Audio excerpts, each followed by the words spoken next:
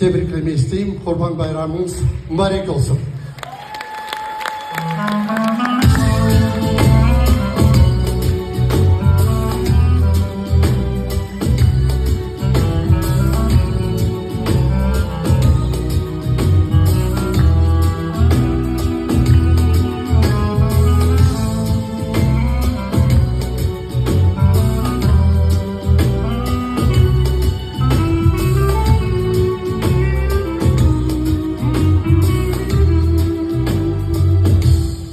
Dünyada pek çok ve acayip çiçekler olsun.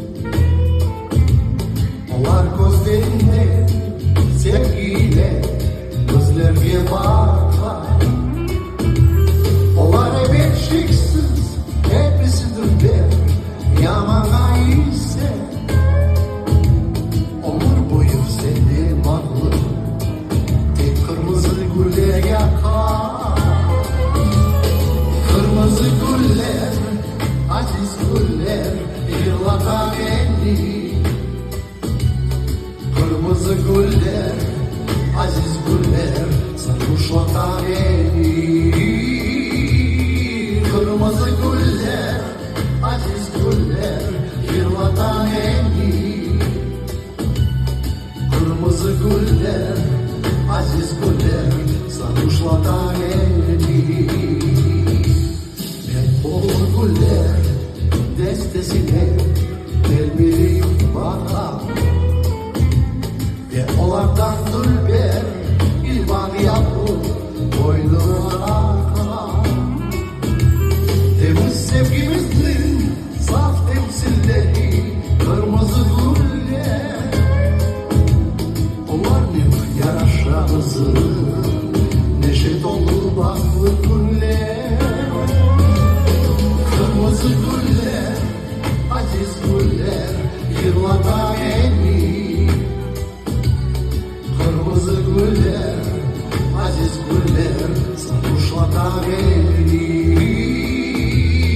Kırmızı güller, aziz güller, yıllatan beni. Kırmızı güller, aziz güller, sarhoşlatan beni.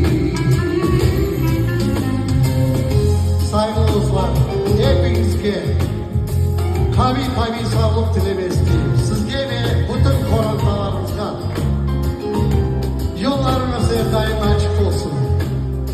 İşleriniz her vakit olsun. Ve bu yollarda elbette Allah hepinizge yardımcı olsun.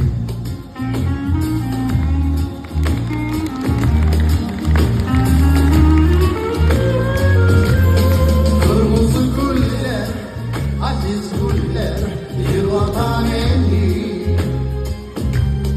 Kırmızı güller, aziz güller, sarhoşlatan beni. Kırmızı güller, aziz güller, yıllatan beni.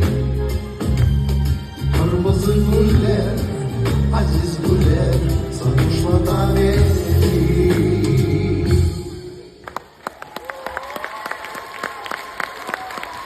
Sağ olun saygılı dostlar.